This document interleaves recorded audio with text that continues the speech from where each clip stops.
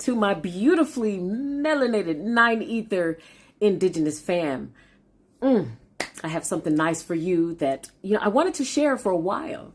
So let's get it. Let me say this first.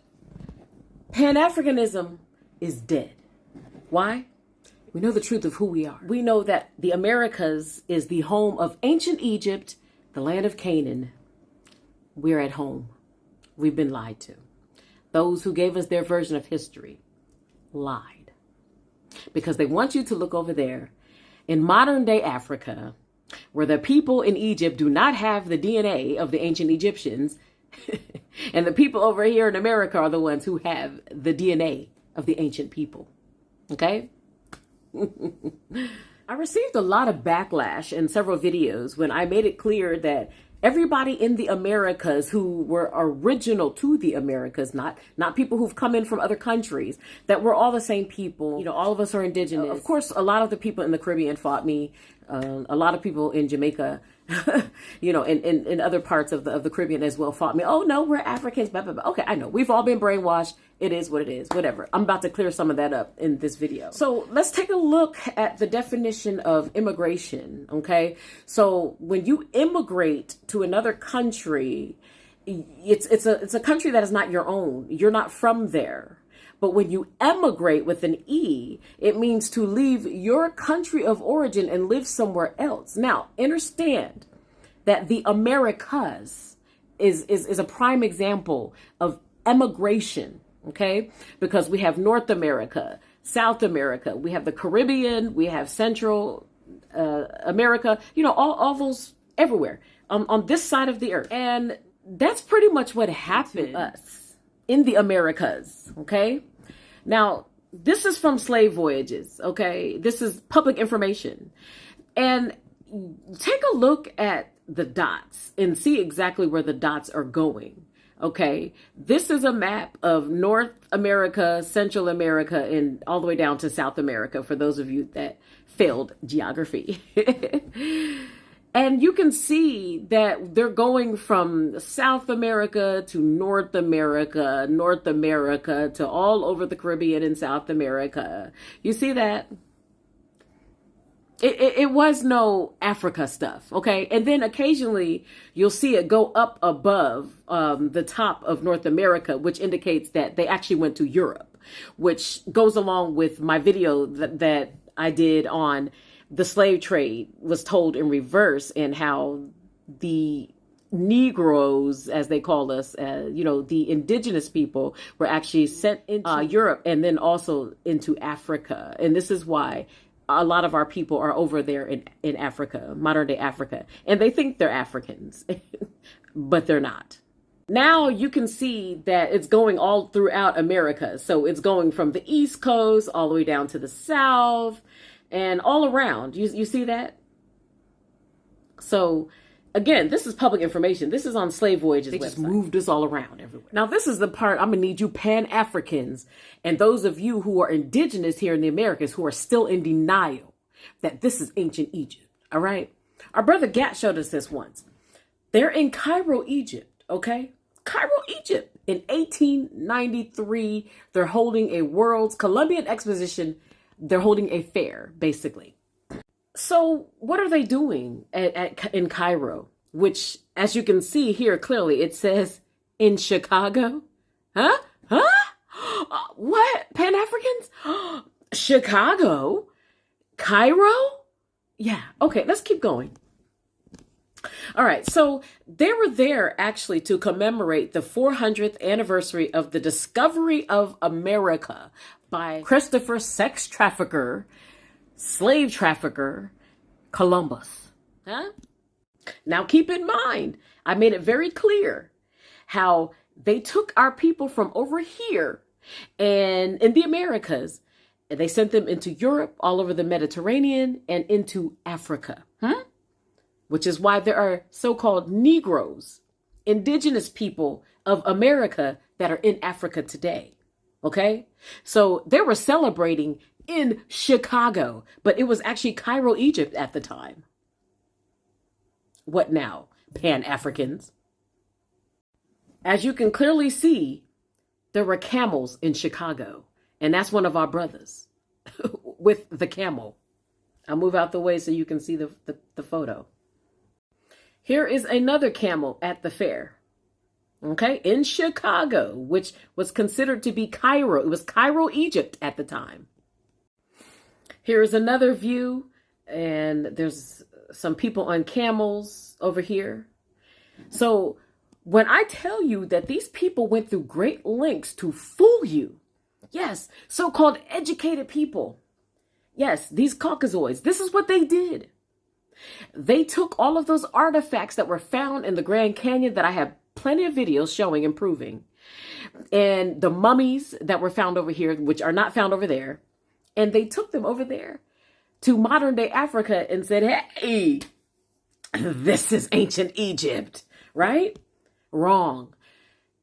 Because the people who have the actual DNA of the ancient Egyptians are over here in America.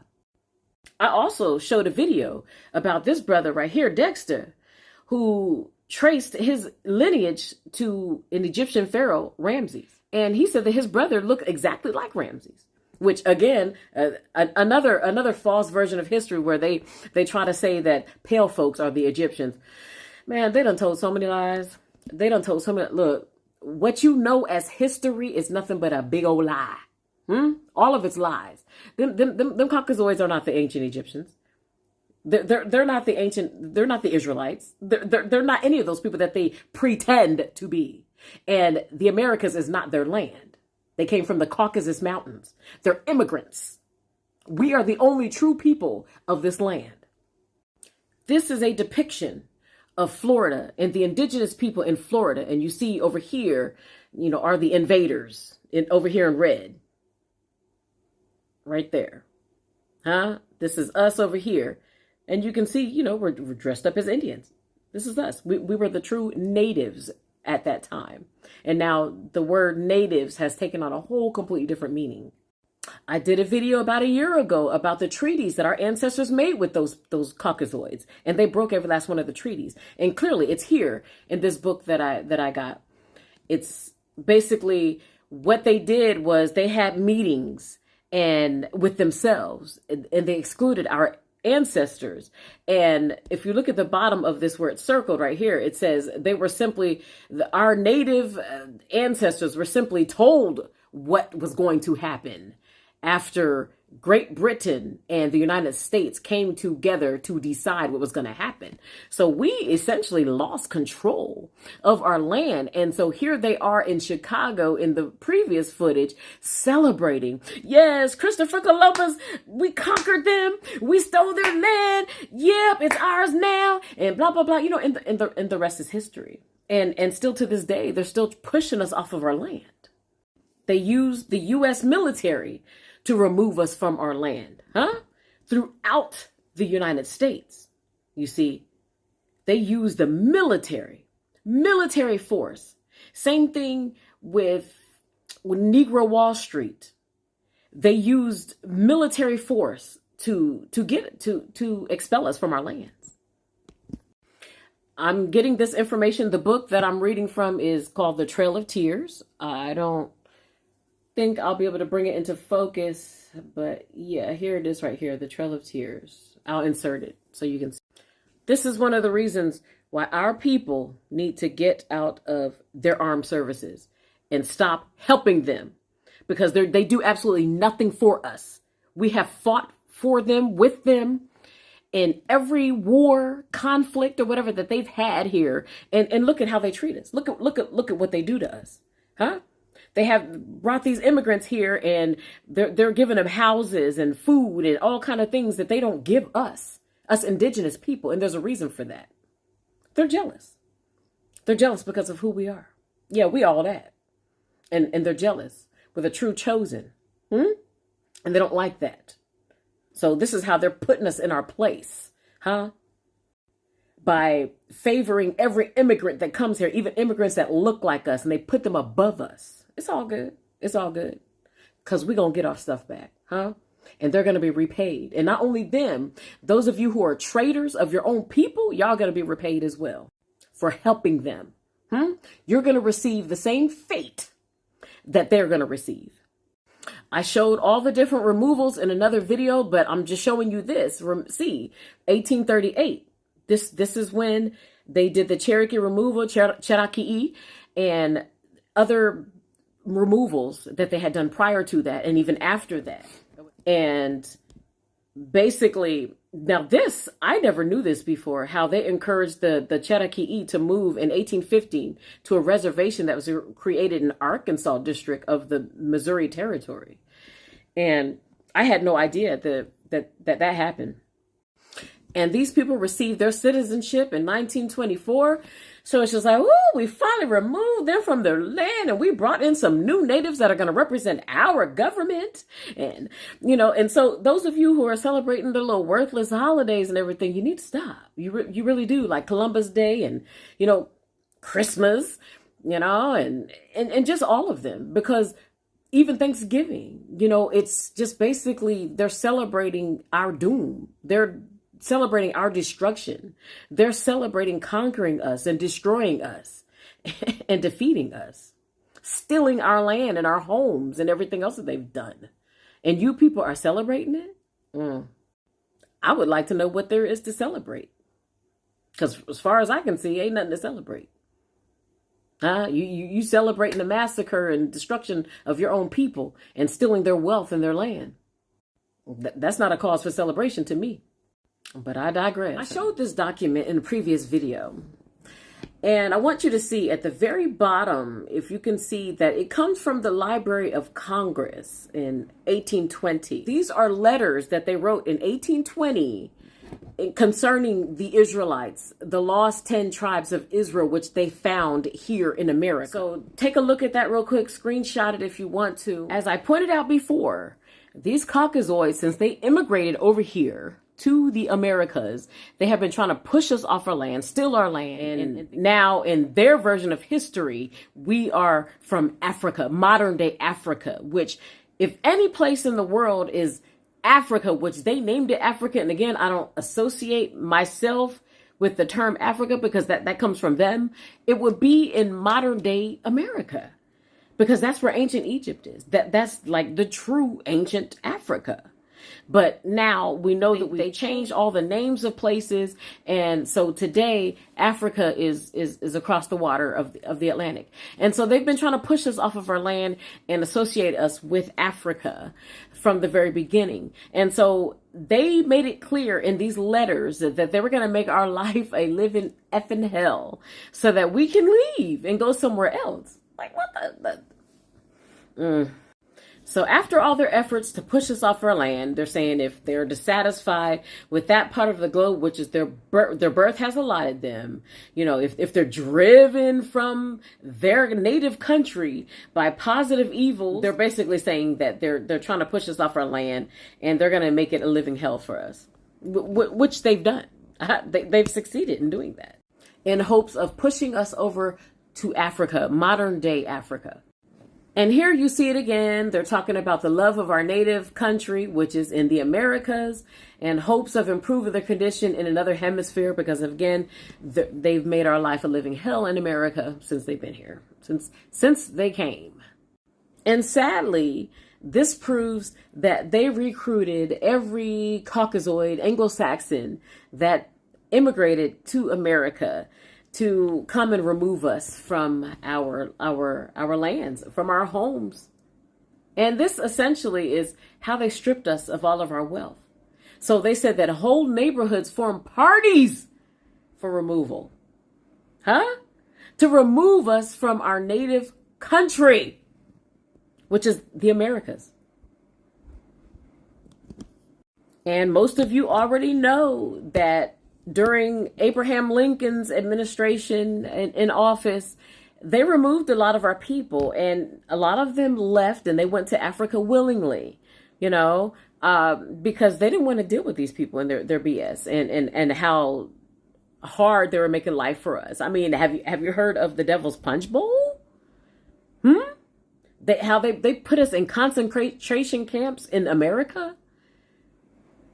The Punch Bowl.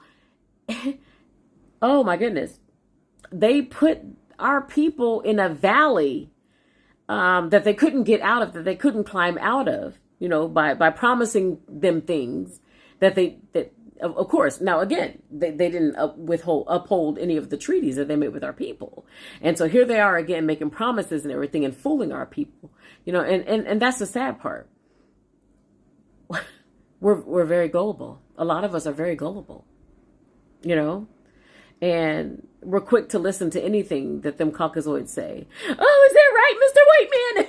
Okay, let's do it. And they found themselves in the bottom of the doggone punch bowl and they couldn't get out. Those people inflicted diseases upon them, and they starved them to death.